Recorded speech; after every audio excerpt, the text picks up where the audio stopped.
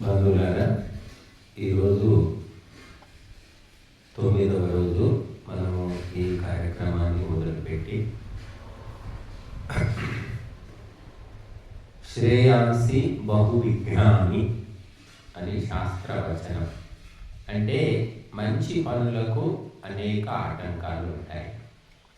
ఇది ఒక ప్రమాణ వాక్యంలాగా ఉండిపోయి ఎప్పుడు చెప్పారో తెలియదు, కానీ ఎప్పటికైనా అదే అనిపిస్తుంది. మంచి పని చేద్దామంటే అసలు సంకల్పము, ఆలోచన చేసేవాడు తక్కువ ప్రపంచంలో. మంచి పని అంటే ఏమిటంటే నా పొట్ట నింపుకోవాలి, నేను బాగుపడాలి, నా ఇల్లు బాగుండాలి, ఇంకా ఇది కాదని మంచి పని. అంటే స్వార్థము లేకుండా పరోపకారం కోసం చేసే నిష్కామ కర్మ అంటారు. దాన్ని మంచి పని గుర్తుపెట్టుకోండి. కీర్తి కాంత కనకం ఆశించకుండా లోకోపకారం కోసం చేసేది, ఫలితము అనేది మనం లెక్క పెట్టకుండా చేసేది. ఈ మంచి పని చేయడంలో ఆటంకాలు, అవమానాలు, తిరస్కారాలు, అసహకారము రకరకాలుగా ఎదురవుతూ ఉంటాయి. ఇప్పుడు అని కాదు, ఎన్నో ఏళ్ల నుంచి జరుగుతున్నది, యుగాల నుంచి ఇది జరుగుతున్నది. చెడ్డ పనికి చాలామంది సహకరిస్తారు. ఎందుకంటే లోకంలో ఉన్నదే వాళ్ళు. క్లాసులో ఫస్ట్ వచ్చేవాడు ఒకడు ఉంటాడు, మిగిలిన వాళ్ళంతా పాసు, లేకపోతే థర్డ్ క్లాస్, సెకండ్ క్లాస్ వాళ్ళు కూడా ఇద్దరు ఉంటారేమో. అంటే ఎక్కువ మటుకు నార్మల్ క్యాండిడేట్స్, అంటే సామాన్య మానవుడు. సామాన్య మానవుడి ఆలోచన ఏమిటి అంటే ఒకటే గుర్తుపెట్టుకోండి. సామాన్య మానవుడిని ఎలా గుర్తుపట్టాలంటే ఆహార నిద్ర భయమై ధునంచ సామాన్యవేత పశుభిన్నరాడాం. తిందాం, తాగుదాం, పడుకుందాం, సంపాదించుకుందాం, అప్పులు చేసి పప్పు కూడు తిందాం, ఇదే ఆలోచనలు అన్నమాట. ఇది సామాన్యుడి యొక్క లక్షణం. స్వర్గం, నరకం, పుణ్యం, పాపం, పూర్వజన్మ, పునర్జన్మ ఏమీ లేదు. పరోపకారం చేస్తున్నాయి, ఎందుకు వచ్చినది. నీలాంటి వాళ్ళు లక్షల మంది కాలకర్మంలో కలిసిపోయారు. అవసరం మనకి ఇవన్నీ. ఈ పరిస్థితి బాగలేదు. పరిస్థితి ఎప్పుడు బాగుంటుంది, ఎప్పుడు బాగుండదు. కాబట్టి ఈ రకంగా ఉంటారు. కాబట్టి మంచి పనికి ఆటంకాలు. ఎందుకంటే మంచి పనిని అర్థం చేసుకునే మంచి మనసు ఉన్నవాడు తక్కువ. కాబట్టి క్లాస్లో చదువుకునేవాడు ఉంటాడు, స్టూడెంట్ ఫస్ట్ క్లాస్, వాడిని ఏమంటారు అందరూ, మిగిలిన పిల్లలు ఏమంటారు చెప్పండి? మీరు క్లాస్ ఎప్పుడు పుస్తకాలు పట్టుకొని కూర్చుంటాడు, వీడు ఏం చదువుతాడో, ఎందుకు అది చదువులండి. ఫస్ట్ క్లాస్ వస్తావు, ఏం లాభం? ఒక ముద్దు లేదు, ముచ్చట లేదు, స్కూల్ సినిమా లేదు, షికారు లేదు, ఏది లేవు, నీకు ఏం అలవాటు లేవురా, ఎందుకు రా అని వాడిని తిడతారు. వాడి స్నేహం చేయడానికి ఎవరు ఇష్టపడరు. ఇప్పుడు ఉన్నదైతే అదే కదా, ఎప్పుడైనా ఉన్నది అదే. ఇష్టపడ్డా వాడు ఇష్టపడడు, జనం ఇష్టపడ్డా వాడు ఇష్టపడద్దు. వీడు వచ్చి నాతో స్నేహం చేశాడంటే ఇటు తిప్పుతాడు, అటు తిప్పుతాడు, వాడు చెడిపోయింది కాక నన్ను చెడగొడతాడు, ఎందుకు వీటితో స్నేహం అని గమనించుకొని వాడిని కట్ చేసేస్తాడు. తెలివిమంతుడు కదా, బుద్ధిమంతుడు, క్లాస్లో ఫస్ట్ వస్తున్నాడు. కాబట్టి మంచి వాళ్ళతో స్నేహము డబ్బులు ఇచ్చినా దొరకడం కష్టం. వాడు ఒప్పుకోవాలి కదా ఫస్ట్. మన దగ్గరికి చాలామంది వస్తుంటారు, స్వామీజీ ఏదో అని చెప్పేసి. ఇక్కడని కాదు, హైదరాబాద్లో ఉన్నప్పటి 30 ఏళ్ళ నుంచి చూస్తున్నారు. ఏదో ఉంటాము, తెలుసుకుంటాము, ఏదో సేవ చేస్తామని వస్తారు. కానీ వాడు సేవ చేయడం దేవుడు ఎరుగు, వాడు తెలుసుకోవడం దేవుడు ఎరుగు. దాని వాడే ఒక సమస్య కూర్చుంటాడు. ఎందుకంటే నిజమైన జిజ్ఞాస, నిజమైన సేవాభావం చాలా తక్కువ మందిలో ఉంటుంది. అలాంటి వాళ్ళు అరుదుగా ఉంటారు. కనుక శ్రేయాంసి బహువిఘ్నాని అనేది ఒక అక్షర సత్యం అన్నమాట. అలా అని చెప్పేసి మంచి పనులు చేయరా, మంచి వాళ్ళు ఉండరా? ఉంటారు, చేస్తూనే ఉన్నారు ప్రపంచంలో. ఏ దుష్ట శక్తులు ఎదురైనా సరే మంచివాడు మంచి పనిని ఆపడు. కేవలము ధర్మాన్ని నమ్ముకొని దైవం మీద భారం వేసి చేసుకుంటూ పోవడమే, ఏమీ లేదు. కనుక ఇలాగే మనం ఈసారి కూడా అలాగే కార్యక్రమాన్ని మొదలుపెట్టాం.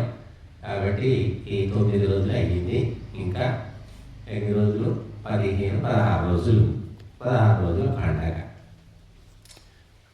బాలస్తావత్ క్రీడాసక్తః, తరుణస్తావత్ తరుణీసక్తః, వృద్ధస్తావత్ చింతాసక్తః, పరమే బ్రహ్మణి కోపిన సక్తః.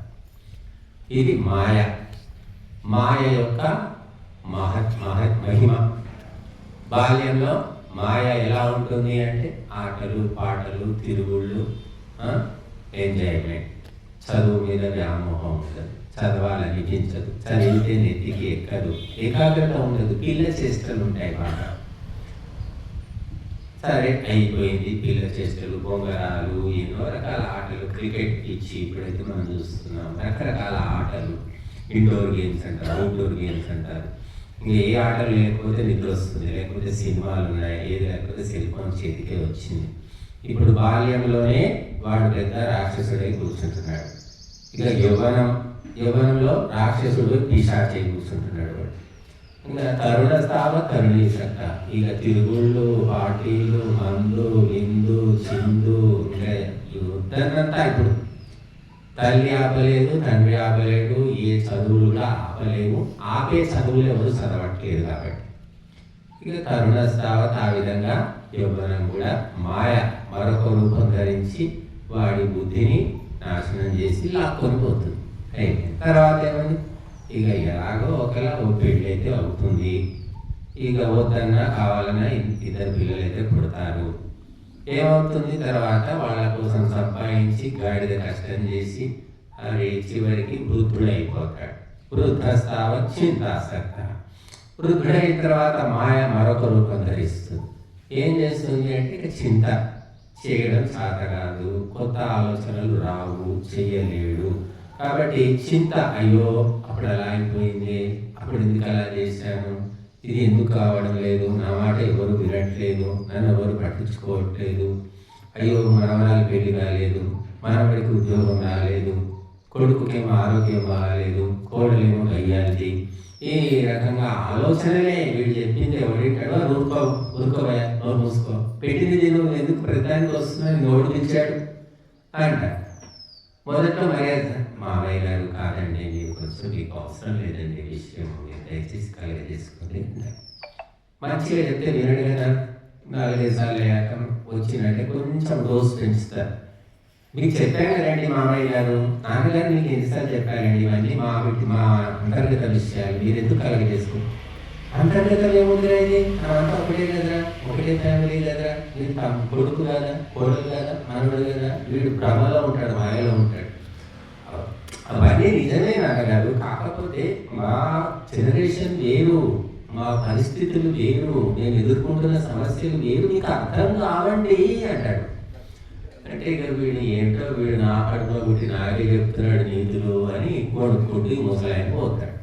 ఇంకా లాస్ట్ డోస్ ఇస్తారు. ఇంకా వీడు ఎందుకంటే వినడు కదా, మళ్ళీ అదే వృద్ధస్తావత్ చింతాసక్తః, వేరే పని ఏముంటుంది. అందుకే వృద్ధులందరినీ తీసుకెళ్ళి వృద్ధాశ్రమాల్లో పారేస్తున్నారు. ఈ దరిద్రం ఎందుకు నెత్తిలో కానీ ఎందుకంటే వృద్ధుల్లాగా లేరు, వైరాగ్యం లేదు. ఒకప్పుడేదో భజన చేసుకునేవాళ్ళు, రామాయణం చదివేవాళ్ళు, భగవద్గీత పారాయణ చేసుకునే వాళ్ళది వాళ్ళకు ఉండేదన్నమాట. కుటుంబ విషయాల్లో తలదూర్చేవాళ్ళే కాదు, ఇంట్లో ఉండేవాళ్ళు కానీ అంటించుకోకుండా ఉండేవాళ్ళు. కాబట్టి అటువంటి వాతావరణం పోయింది. ప్రతిదీ కలగజేసుకోవడం, ప్రతి దాంట్లో బోడి సలహాలు ఇవ్వడం, ఇలాగ చేయడంతో చివరిలో బాగా గట్టిగా కేకలేస్తారు. ఇంకా దెబ్బకు ఇంకా వాడు ఊరుకుంటాడు. ఇంకా ఊరుకోకపోతే ఎక్కడికైనా పంపించేస్తారు, లేదా వీళ్ళన్నా దూరంగా వెళ్ళిపోతారు. ఇవన్నీ జరుగుతూ ఉన్నాయి. కాబట్టి మాయ బాల్యంలో ఒక రకంగా, యవ్వనంలో ఒక రకంగా, వృద్ధాప్యంలో ఒక రకంగా తన యొక్క ఆకర్షణ శక్తిని ప్రయోగిస్తుంది.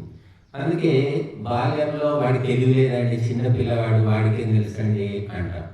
యవ్వనం వచ్చింది, 16 ఏళ్ళు వచ్చేసరికి వాడేమంటాడు తెలుసా, నాకెంత తెలుసా, నోరు మూసుకొని నువ్వేమో నాకు చెప్పడానికి, నాకు ఇప్పుడు ఎంత నేను మేజర్, ఇప్పుడు 18 years 19 years, నేను కాలేజ్ చదువుతున్నాను, అంత తెలుసు, ఇవే మాట్లాడద్దు అని వాడే అంటాడు. ఆ రకంగా నాకు అంత తెలుసు, నేనే చెప్తాను 10 మందికి అని అహంకారం అనేది ఎప్పుడైతే జాగృతమవుతుందో ఇక మాయ యొక్క విశ్వరూపము. ఆ అహంకారము ఎక్కడి దాకా తీసుకుపోతుందంటే పెళ్ళి, పేరంటం, పిల్లలు, ఉద్యోగాలు, సంపాదన అంతా సాధించి పెడుతుంది, చివరికి సున్నా చేసి పెడుతుంది.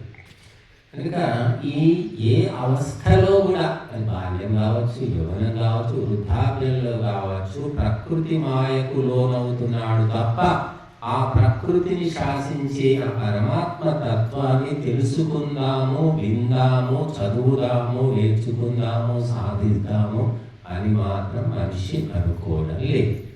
ఏ దశ కూడా అతన్ని కూర్చొనివ్వదన్నమాట. కేవలము భగవతత్వము తెలుసుకోవాలనుకుంటే అతడు కొంచెం నిమ్మళంగా ఉండగలుగుతాడు. అందుకే మన మహర్షులు ఏం చేశారంటే ఈ మనిషి ఎప్పటికీ దారికి రావడం కష్టం కాబట్టి బ్రహ్మచర్యాశ్రమం, గృహస్థాశ్రమం, వానప్రస్థ ఆశ్రమం, సన్యాస ఆశ్రమం అన్నిట్లో కూడా ధర్మ కార్యాలు తప్పనిసరిగా పెట్టిస్తారు. తప్పనిసరిగా దైవ చింతన కూడా ఏర్పాటు చేశారు. తప్పనిసరి మాట. కానీ ఎప్పుడైతే ఇంగ్లీష్ చదువులు వచ్చాయో అన్నీ సున్నా అయిపోయాయి. ధర్మ కార్యాలు లేవు, దైవ చింతన లేదు, కేవలము ఆర్థికము ఆర్థికము ఆర్థికం అంతే. ఫైనాన్షియల్. డబ్బు కోసం ఎన్ని పాపాలు, ఎంత గడ్డి తినాలి, ఏమైనా చేయడానికి సిద్ధమైపోయారు అంతేగా. ఎప్పుడైతే కేవలము డబ్బు అనుకుంటాడో వాడు ఎంతకైనా దిగజారుతాడు. కేవలము ధర్మమే అనుకున్నవాడు దిగజారడండి. అతడు తల ఎత్తుకొని తిరుగుతాడు, అందరినీ శాసిస్తాడు, అందరినీ జయిస్తాడు. అతన్ని ఎవరు తల వంచేలా చెయ్యలేదు, అతన్ని ఎవరు బానిసగా చేసుకోలేదు. కానీ డబ్బే కావాలి అనుకునే తరం జంజి, వీళ్ళకు డబ్బే ముఖ్యం, స్టేటస్ ముఖ్యం, సంపాదన ముఖ్యం. కాబట్టి ఎంతకైనా సిద్ధమైపోతున్నారు, ఎక్కడికైనా వెళ్ళిపోతూ ఉన్నారు. కానీ ధర్మమే ముఖ్యమైన వ్యక్తి కూడా అన్ని పనులు చేస్తాడు, కానీ తన స్థాయి దిగజార్చకుండా చేస్తాడు. స్థాయిని మాత్రం కోల్పోడు. మహర్షి దయానందుడు వేద ప్రచారం కోసం ఎన్నో అవమానాలు, తిరస్కారాలు అన్నీ ఎదుర్కొన్నాడు, కానీ ఆయన గొప్పతనం మాత్రం తగ్గలేదు. బంగారము మీరు తీసుకొని వేళ్ళకు పెట్టుకోండి, కాలుకు పెట్టుకోండి, నడుముకు పెట్టుకోండి, నెత్తి మీద పెట్టుకోండి, ఎక్కడ పెట్టుకున్నా బంగారం బంగారమే. అలాగా ధర్మము తెలుసుకొని దైవాన్ని తెలుసుకున్న వ్యక్తి ఏది చేసినా అందులోపల పరోపకారం ఉంటుంది, శాంతి ఉంటుంది. కాబట్టి దైవాన్ని తెలుసుకోవయ్యా అని మనకు చెప్పారు. గాలి వదిలేస్తే ఎప్పుడు తెలుసుకోలేడు మనిషి. అందుకే మొట్టమొదలు ఏం చేశారంటే ఉపనయనం అన్నారు. 5 ఏళ్ళు, 6 ఏళ్ళు, 7 ఏళ్ళు, 8 ఏళ్ళ లోపల ఉపనయనం చేసేయాలి. ఉపనయనం అంటే ఏమిటి? మెడలో యజ్ఞోపవీతం చేసి అగ్ని సాక్షిగా దైవ చింతనకు అతడిని తయారు చేయడం. ఉపనయనం అంటే దగ్గరికి తీసుకుపోవడం. ఎవరి దగ్గరికి అంటే గురువు దగ్గరికి, వేదము దగ్గరికి, పరమాత్మ దగ్గరికి తీసుకుపోవడం. అంత చిన్నవాడిని తీసుకెళ్తారు. ఎందుకంటే ఆ చిన్న వయసులో పడ్డ సంస్కారాలే జీవితాలను శాసిస్తాయి. పెద్దయ్యాక ముదిరిపోయిన తర్వాత చెబితే వింటారు, కానీ అవి జీవితాన్ని చక్కదిద్దలేవు, మలుచుకునేలా చేయలేవు. కాబట్టి చిన్న వయసులోనే మనకు ఉపనయన ప్రక్రియ అనేది ఉంది. అది కూడా మరి స్వార్థము, దురాశ వల్ల మూలకుబడి. ఉపనయనం ఎక్కడుంది? ఉపనయనం చేసుకునే వైశ్యులు కానీ, బ్రాహ్మణులు కానీ, క్షత్రియులు కానీ, విశ్వబ్రాహ్మణులు కానీ, పద్మశాలీలు కానీ కొంతమంది ఉన్నారు వర్గం. ఉపనయన ప్రక్రియ జరుగుతుంది. ఎప్పుడు జరుగుతుంది అంటే పెళ్లికి ముందు, గంట ముందో, లేక ఒక రోజు ముందో చేస్తున్నారు. ఒక తంతులాగా చేస్తున్నారు. కానీ ఉపనయనం వల్ల మనిషి జీవితంలో ఏది సాధించాలో అది మాత్రం, ఆ లక్ష్యం మాత్రం పోయింది. ఊరికే ఏదో మెడలో తాడులాగా ఉండిపోయింది. ఆడవాళ్ళకు పసుపు తాడేట్లాగా, మగవాళ్ళకు యజ్ఞోపవీతం ఒక తాడులాగా అయిపోయింది. కాబట్టి దైవ చింతన, ధర్మాచరణ ఈ రెండు మానవుడికి అందుబాటులో లేకుండా పోయాయి. తల్లిదండ్రులు ఏమి చెప్తే ఎలా ఆచరిస్తే కొడుకులు ఎంతో కొంత అందుకుంటారు. అసలు తల్లిదండ్రుల నుంచి పరంపర తెగిపోయిన తర్వాత ఇంకేముందండి? అసలు ఏమీ లేదు. వండుకోవడం, తినడం, దాచుకోవడం, సంపాదించుకోవడం, ఈ పరంపర వచ్చేసింది అంతే. అందువల్ల ఎక్కడ చూసినా కూడా అధర్మము, అన్యాయము, అవినీతి, అసత్యము ఇవి తాండవం ఆడుతూ ఉన్నాయి. దానికి తగ్గట్టుగా అశాంతి కూడా పెరిగిపోతుంది, అనారోగ్యం పెరిగిపోతుంది, అల్పాయుష్ పెరిగిపోతుంది. ఒకేసారి ఫ్యామిలీ మొత్తం ప్యాకేజ్ చచ్చిపోతున్నారు, చంపేస్తున్నారు. స్వయంగా భర్త ఏం చేస్తాడు? భార్యకు విషయం ఇస్తాడు, పిల్లలకు విషయం ఇస్తాడు, మొత్తం ఫ్యామిలీ చచ్చిపోతుంది. ఇటువంటి సంఘటనలు ఈ మధ్య చాలా ఎక్కువయ్యాయి. మీరంతా చూస్తున్నారు లేదా పేపర్? Family package. ఎవరు చెప్పట్లేదు వాళ్ళు. ఎందుకు ఇటువంటి ఆలోచనలు వస్తున్నాయి? కేవలం డబ్బు లేని వాళ్ళు కాదండి. మీరు అలా అనుకోకండి, డబ్బు ఉంటే అన్ని సమస్యలు పోతాయి అనుకోవడం భ్రమ. డబ్బు ఉన్నవాళ్ళు, నెలకు 1,00,000, 2 లక్షలు జీతాలు ఉన్నవాళ్ళు, ఆరోగ్యం ఉన్నవాళ్ళు రకరకాల మానసిక ఒత్తిడులకు లోనై, రకరకాలైనటువంటి ఫాల్స్ ప్రెస్టేజ్కు లోనై హత్యలు ఫ్యామిలీ చేసేస్తుంది. ఎందుకంటే సత్సంగము లేదు, గురువు లేడు, ఉపదేశము లేదు, ధ్యానము లేదు, యోగము లేదు, ఏది లేదన్నమాట. కేవలం మెటీరియలిస్టిక్ లైఫ్, భౌతిక జీవితము. బతికామా, తిన్నామా, వండుకున్నామా, పడుకున్నామా, దాచుకున్నామా, దోచుకున్నామా, ఇదే పరిధి లోపల బ్రతుకుతూ చివరికి ఈ విధంగా స్వయంగా ఆత్మ వినాశనం వైపు వెళుతూ ఉన్నారు. ఇవి ఉపనిషత్తులు చెప్పినవే, వేదాలు చెప్పినటువంటిది. ఎవరైతే ధర్మాన్ని, దైవాన్ని వదిలిపెడతాడో వంశనాశనము తప్పదు అని చెప్పారు. వంశమే నాశనం. ఇంకా ఫ్యామిలీ ప్యాకేజ్ అంటే ఇంకెవడు వంశమే పోయింది. దుర్యోధనుడి వంశం నాశనం అయిపోయింది, రావణాసురుడి వంశం నాశనం అయిపోయింది, వాడు ఒసామా బిన్ లాడెన్ వంశం నాశనం అయిపోయింది, ఎల్టీటీ ప్రభాకర్ నాశనం అయిపోయాడు, వాడు సర్లర్ వీరప్పన్ వాడి వంశం నాశనం, వాడు నాశనం. కనుక విస్తృతంగా పాపకర్మలు చేస్తూ ధర్మానికి, దైవానికి కనీసము కూడా సమయం ఇవ్వని వాళ్ళు బ్రతకడము వ్యర్థము. వాళ్ళు స్వయంగా తమ చావుకు ప్రతిరోజు ఒక్కొక్క ఆ గడ్డిపోచ కూర్చి తాడు ఎలా తయారు చేస్తారో వాళ్ళ ఉరితాడు వాళ్ళు ఒక్కొక్క రోజు తయారు చేసుకుంటూ ఉన్నారన్నమాట. ఒక్కొక్క పోగు జమ చేసి ఎవరు ఎవరిని చంపరు, ఎవరు ఎవరిని రక్షించరు. నీ ధర్మమే నిన్ను రక్షిస్తుంది. అదే ధర్మో రక్షతి రక్షిత అని చెప్పారు. సీసీ కెమెరాలు రక్షిస్తాయి, వాచ్మెన్ రక్షిస్తాడు, తుపాకీ కొనిపెట్టుకున్నాను కదా, రివాల్వర్ రక్షిస్తుంది, రివాల్వర్లో తూటాలు రక్షిస్తాయి, ఇంకేదో రక్షిస్తుంది. మా బావ ఉన్నాడు, మా బాబాన్ని చూసుకుంటాడు, మా బాబాయ్ ఉన్నాడు, మా బాబాయ్ చెప్తే అన్ని పనులు అయిపోతాయి. ఇది చాలా భ్రమలు. సంసారంలో అయితే ఎంత అంటే ఇక వాడు మాయలో కూరుకుపోయి ఉంటాడు. ఇక ఎప్పుడంటే వాడి వీపు మీద విమానం మోత మోగినట్టు ఒక రోజు వస్తుంది. ఆ రోజు మొత్తం కళ్ళకు కట్టినట్టుగా అందరి నిజ రూపాలు బయటకు వస్తాయి. అప్పుడు వాడు ఈ దుర్మార్గులను నమ్ముకున్న అక్క అని, తమ్ముడని, బావని, ఇంత పాపాత్ములు నన్ను ఇంత చెడగొట్టారు, నాకు ఇంత మోసం చేశారని తెలుసుకొని లాభమేముంది? ఇప్పుడైతే ఎక్కడమైనా ఈ కథలే ఉన్నాయి. ఎందుకంటే ఫ్యామిలీ సిస్టమ్ కొలాప్స్ అయిపోయింది. ఎవరు ఎవరిని వాడుకుందామని చూస్తున్నారు తప్ప సహాయం చేద్దామనే వాడు లేడు. చేయకపోతే చెయ్యాడు, చేయకపోనివ్వండి. కనీసం అయ్యో పాపం అని 4 మంచి మాటలన్నా మాట్లాడే మంచి మనసన్నా ఉందా అనేది కూడా మృగ్యమే. మనం జల్లడ పట్టాలి ఇంకా దాని గురించి. ఎందుకు ఇదంతా అంటే ఎవరిలో సత్సంగము లేదు, సత్సంగము లేదు, సదాచారం లేనప్పుడు సదాలోచనలు ఎక్కడి నుంచి వస్తాయి?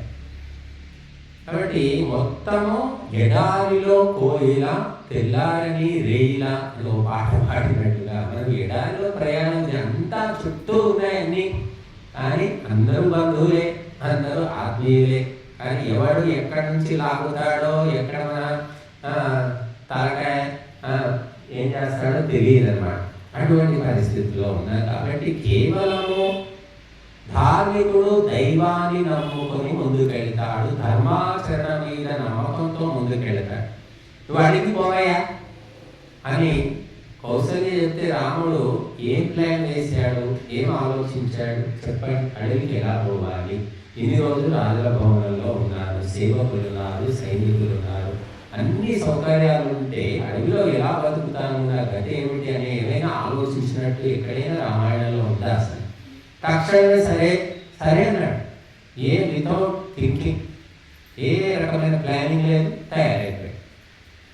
పోతుంటే ఉంటుందా కైకి, నువ్వు ఇలాగ రాజ వస్త్రాలతో వెళ్తే నగలు నాణ్యాలు కిరీట, అడవికి పోతే ఇలా పోతే ఇలా అన్ని తీసేసి నారబట్టలు కట్టుకో, జుట్టుకు మర్రి పాలు పెట్టుకొని జడలు కట్టించుకో, అలా పోవాలి, ఇలా రాజవేషంతో వెళ్ళకూడదని.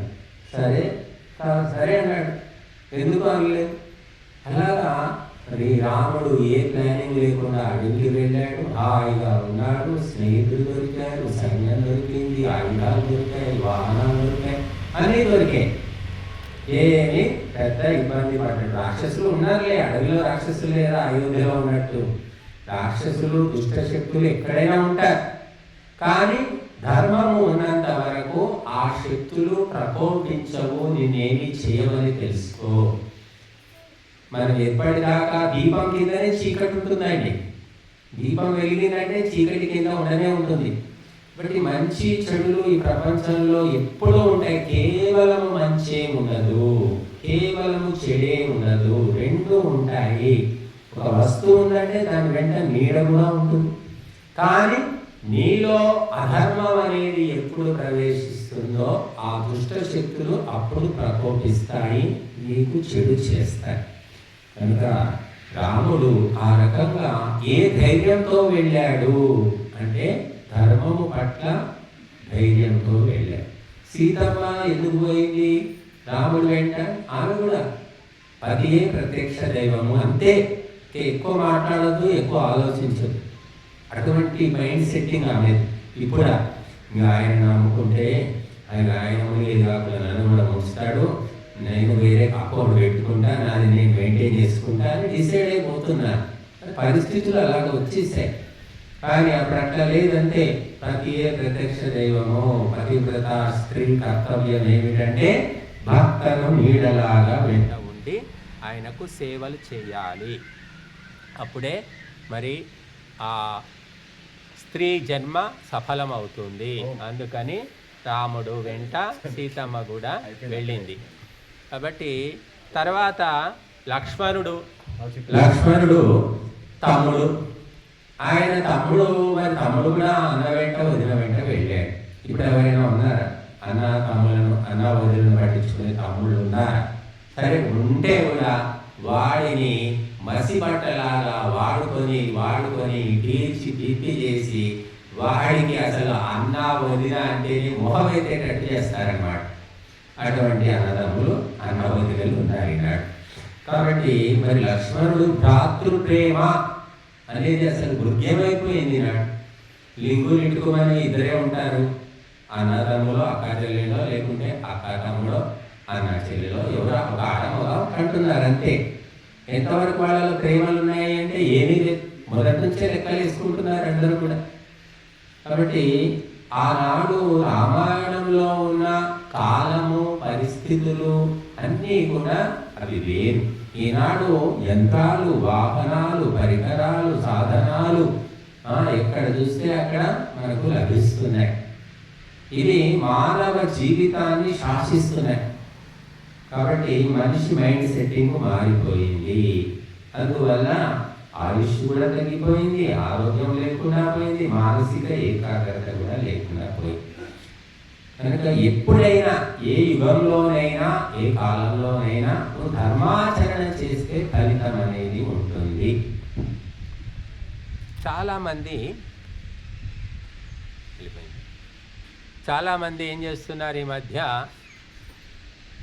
తొందరగా లాభం కావాలి, తొందరగా కష్టాలు పోవాలి, తొందరగా డబ్బు రావాలి అని చెప్పేసి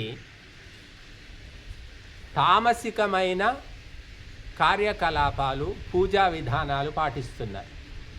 ఎందుకంటే తొందరగా మీకు రిజల్ట్స్ వస్తాయి అని చెప్తే సీతారాముల పూజ వదిలిపెట్టేస్తున్నారు, రుక్మిణీ కృష్ణుల పూజ వదిలిపెట్టేస్తున్నారు, హనుమంతుడు అవసరం లేదు, మరి ఎవరు అవసరం లేదు, సాత్విక దేవతల అవసరం లేదు.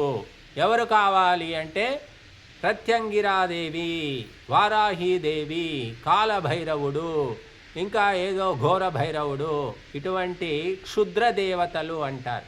తామసిక దేవతల్ని ఉపాసిస్తూ ఉన్నారు. తొందరగా రిజల్ట్స్ వస్తాయి, తొందరగా కుదుటపడుతుంది, డబ్బులు బాగా వస్తాయని చెప్పేసి కామారెడ్డిలో వారాహి గుడి కూడా కట్టారట. మరి అలా పిచ్చెక్కిపోతున్నారు. కాబట్టి తామసిక దేవతల ఉపాసన చేయడం వల్ల తాత్కాలికంగా ఏం లాభం వస్తుందో తెలియదు, కానీ శాశ్వతంగా బుద్ధినాశనము తప్పదు. అది తెలుసుకోక ఎంతోమంది చేసి చేసి చిట్ట చివరికి పరిపూర్ణంగా నాశనం అయిపోతున్నారు. అంతకుముందు ఏమో ఎన్నో కొన్ని నష్టాలు ఉండేవి, ఇప్పుడు ఏమిటంటే నిండా మునిగిపోవడం అన్నమాట. అప్పుడు కూడా కొందరు తెలిస్తే బయటపడుతున్నారు, తెలియకపోతే అలాగే సర్వనాశనం అయిపోతున్నారు. కనుక సాత్వికమైనటువంటి ధర్మకర్మలను వదిలిపెడితే మనిషికి సుఖశాంతులు ఉండవు. రాజసికమైన తామసికమైన కర్మకాండ జోలికి పోకూడదు. వాటి వల్ల ఎప్పటికీ పరిపూర్ణమైన సుఖశాంతులు దొరకవు.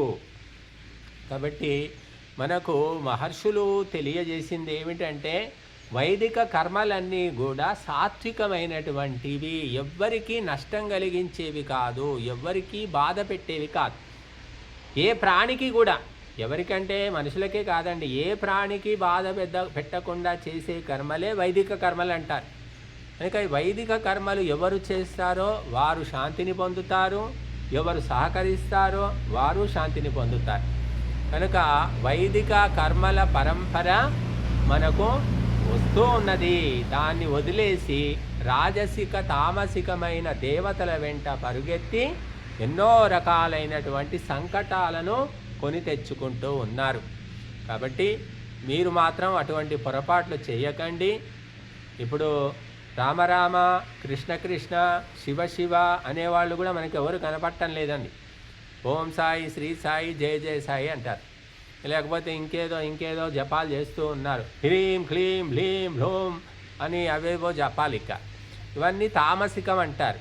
కాబట్టి తామసిక కర్మలు సాత్వికులు చేయకూడదు. నిజంగా బుద్ధినాశనమైనటువంటి తామసికులు చేసుకుంటారు, కానీ వాటి వల్ల మాత్రము విశ్వశాంతి కానీ మనశ్శాంతిని కానీ ఆశించకూడదు. తాత్కాలికంగా ఏమైనా భౌతిక లాభాలు అయితే అవుతుండొచ్చేమో, అవి ఎంతవరకు ఉంటాయి అనేది కూడా ఎవరికి తెలియదు.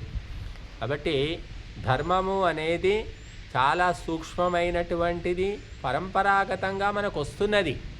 అందరూ వేదాలు చదవలేరు, ఉపనిషత్తులు చదవలేరు, సంస్కృతం చదవలేరు. అటువంటి వారికి కూడా ధర్మం ఏమిటో తెలియజెప్పడానికి రామాయణాన్ని వాల్మీకి రాసిపెట్టాడు. ఆ రామాయణం కూడా చదివే దిక్కులేదు. రామాయణంలో మరి మానవ సంబంధాలు ఎలా ఉండాలి, ధర్మపాలన ఎలా చేయాలి అన్నీ కూడా స్పష్టంగా ఉన్నాయి. ఒకప్పుడు హిందువులు ఎన్ని కష్టాలు వచ్చినా ఒక్క మాటతో ఆ కష్టాలను దాటేవాళ్ళు. ఏమిటి అంటే, ఆ మహానుభావుడు రాముడికే తప్పలేదు మనమెంతండి అనేవాళ్ళు. అని ఈ కష్టాలు దేవతలకే తప్పలేదు, మనం కూడా వస్తాయి, దేవతలకే తప్పనప్పుడు మనకెందుకు తప్పుతాయి, తప్పకుండా వాటిని భరించాలి, అనుభవించాలని ప్రిపేర్ అయ్యేవాళ్ళు. ఇప్పుడేం లేదు, కష్టాలే రాకూడదు, ఎప్పుడూ సుఖములోనే ఉండాలి, అందుకేం చెయ్యాలి, దగ్గరి దారులు ఏమున్నాయని వెతుకుతున్నారు మనిషి.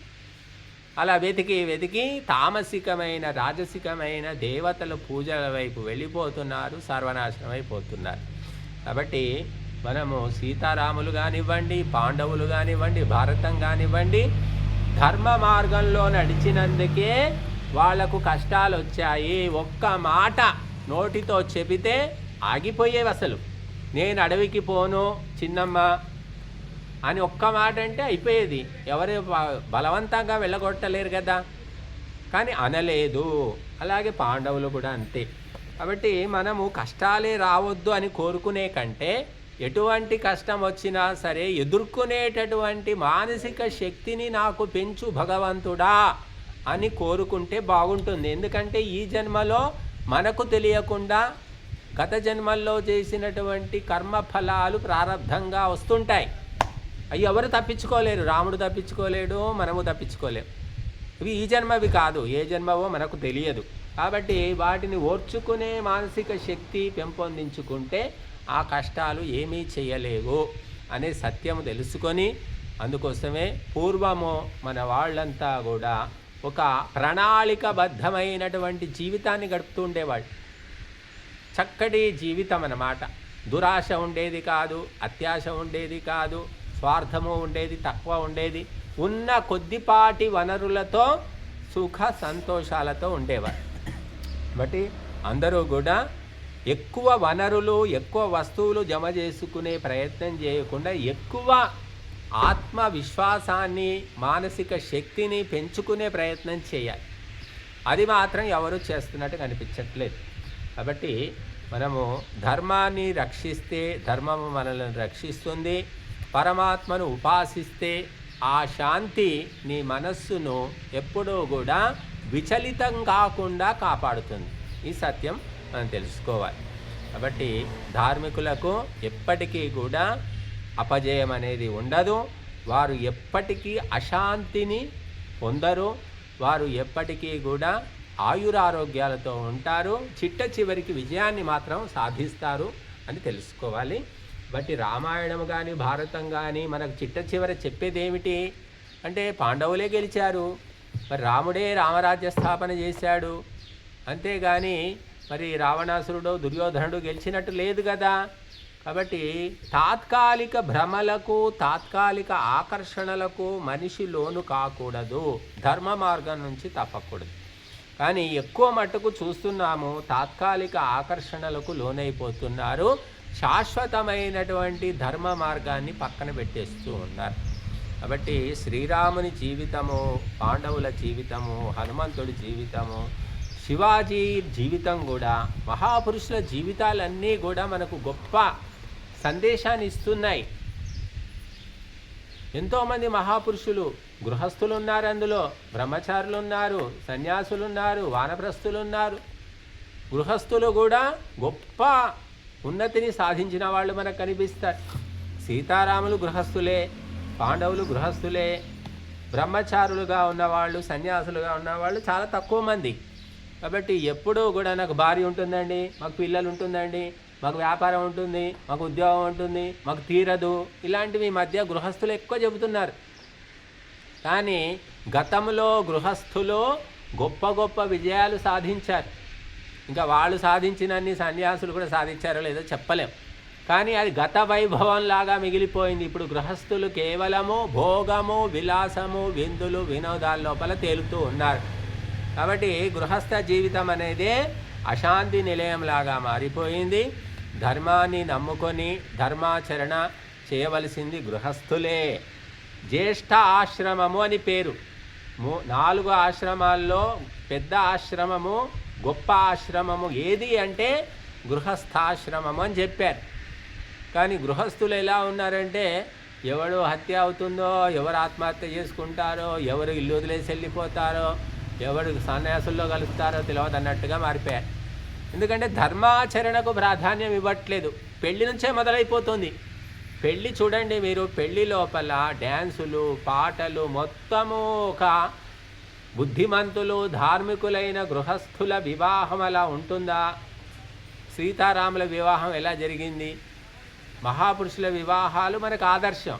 కానీ గృహస్థుల వివాహాల్లో విందులు, వినోదాలు, పిచ్చి పిచ్చి డ్యాన్సులు, అశ్లీలమైన పాటలు, ఇబ్బడి ముబ్బడిగా డబ్బులన్నీ ఖర్చు పెట్టేస్తున్నారు. మరి భార్యాభర్తల మధ్య ఒక అనురాగము ఆప్యాయత ఉంటుందా అనేది ఎవరు చెప్పలేదు. డబ్బులు మాత్రం ఖర్చు పెట్టేస్తున్నారు. ధర్మం అనే సూత్రము తెగిపోతే ఎవ్వరూ రక్షించలేరు. ఏ పోలీస్ స్టేషను ఆపలేదు, ఏ కోర్టులు కూడా భార్యాభర్తలను కలిపి ఉంచలేవు. ధర్మం అనేది ఉన్నప్పుడే ఉంటుంది. కాబట్టి ఆ ధర్మానికి ప్రాధాన్యం తగ్గిన కొలది భారతదేశంలో పాశ్చాత్య వాతావరణం ఏర్పడింది. అక్కడలాగే ఇక్కడ కూడా మొత్తం అన్ని పరిస్థితులు అలాగే తయారైపోయాయి. కనుక మనము ధర్మాచరణ చేసుకొని ఆ ధర్మాచరణ ఏ కొద్ది మాత్రంలో అయినా సరే త్రికరణ శుద్ధిగా చేస్తే అది నిన్ను కాపాడుతుంది. ఏదో ఆడంబరం కోసం చేయడం కాదండి. చాలామంది ధర్మము ఆడంబరానికే అన్నట్టుగా చేస్తున్నారు. కానీ ఆత్మోన్నతి కోసము నా కర్తవ్యము అని చేసేవాళ్ళు చాలా అరుదుగా ఉన్నారు.